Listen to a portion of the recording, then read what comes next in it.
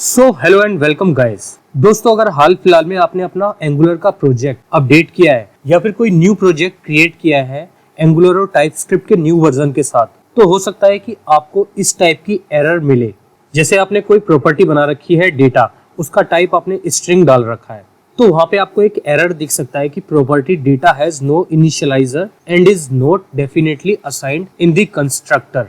तो इस टाइप की प्रॉब्लम आप लोगों को आ सकती है। तो आज इस वीडियो में हम इसी प्रॉब्लम के सॉल्यूशन को देखेंगे, तो देखते रहिए इस वीडियो को। मेरा नाम है अनूप और आप देख रहे हैं यूएक्स लर्न।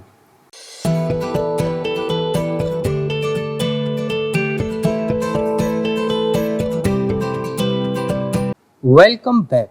सो गाइज, जब से मैंने अपना एंगुलर का प्रोजेक्ट अपडेट किया, अपनी एंगुलर CLI को अपडेट किया, तो उसके बाद मेरे पास एक प्रॉब्लम आने लग गई, जो कि थी स्ट्रिक्ट प्रॉपर्टी इनिशियलाइजेशन की।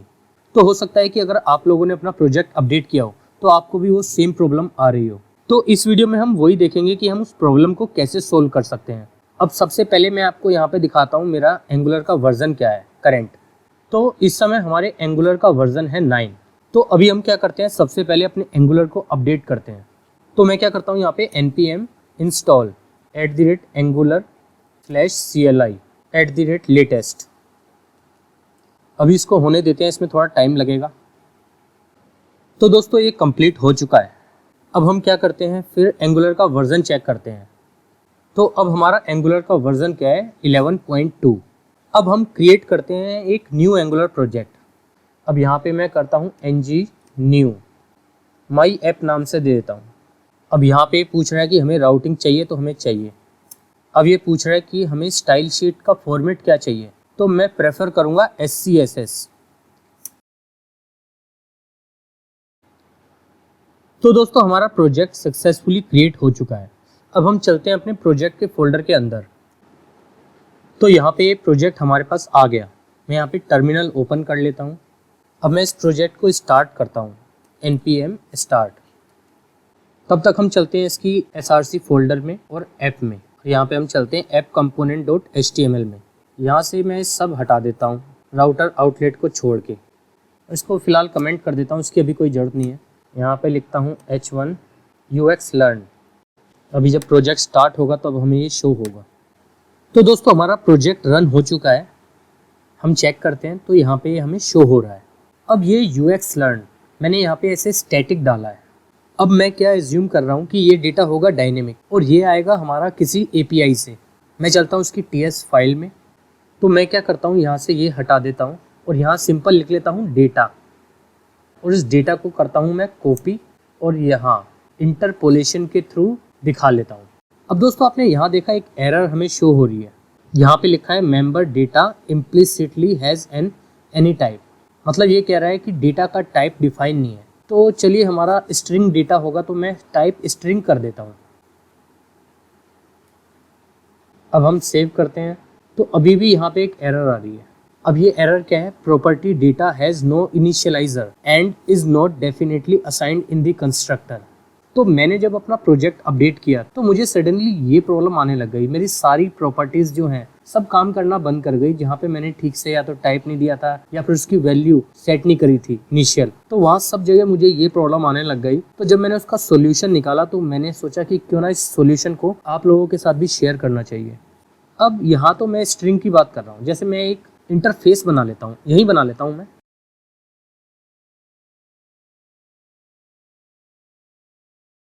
तो अगर मैं यहाँ पे स्ट्रिंग की जगह ये जो टाइप मैंने बनाया, इंटरफेस बनाया, ये यहाँ पे दे दूँ, तो क्या ये प्रॉब्लम सॉल्व होगी? तो यहाँ पे फिर ये प्रॉब्लम आ रही है। और यहाँ पे क्या आ रहा है, property data has no initialiser and is not definitely assigned in the constructor. तो मैं अब क्या करता हूँ, वापस इसका टाइप स्ट्रिंग दे देता हूँ। तो अब हम देखते हैं इसका सॉल्यूशन नंबर 1। तो ये क्या कह रहा है कि is not definitely assigned in the constructor. तो सॉल्यूशन 1 में हम क्या करेंगे, हमें कंस्ट्रक्टर लेंगे और उसमें इस प्रॉपर्टी को इनिशियलाइज कर देंगे, यानी कि दिस डॉट डेटा, और यहाँ पे एक एम्प्टी वैल्यू डाल देंगे। मैं ऊपर से ये हटा देता हूँ, फिलहाल इसकी कोई ज़रूरत नहीं है। अब हम चेक करते हैं।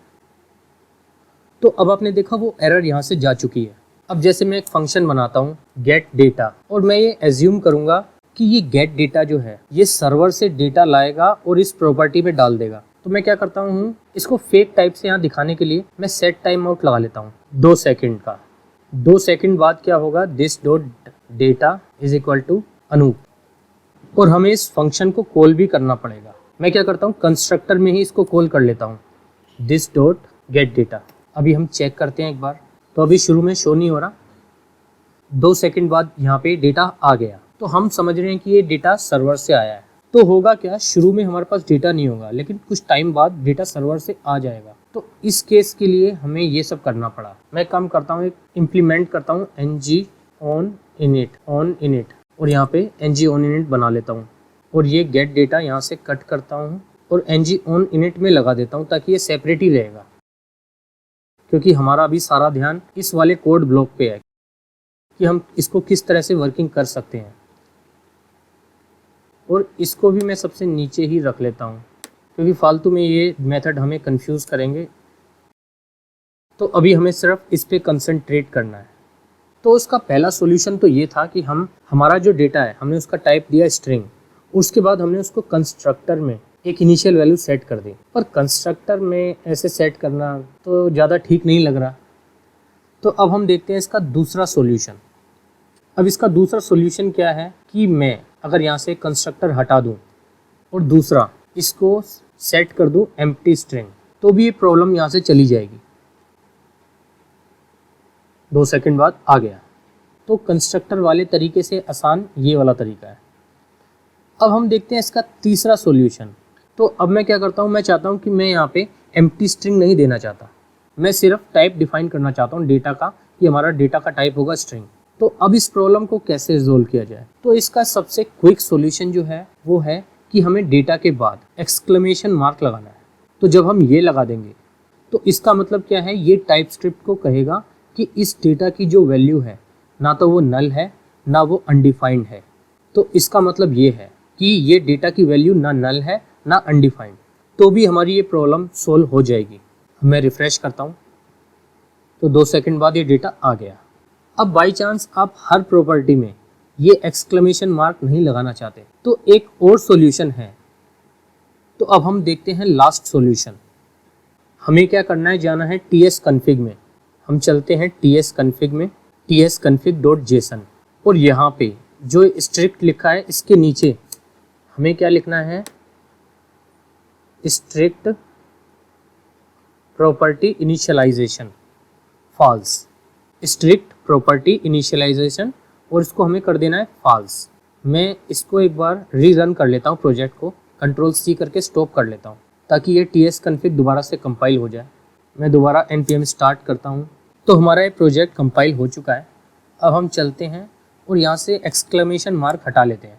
अब हम सेव करते हैं, मैं इसको रिफ्रेश करता हूँ तो 2 सेकंड बाद फिर ये डेटा हमारे पास आ गया, और अब हमें यहाँ पे एक्सक्लेमेशन मार्क भी नहीं लगाना पड़ा, ना इसकी इनिशियल वैल्यू सेट करनी पड़ी, ना कंस्ट्रक्टर वगैरह सब बनाना पड़ा।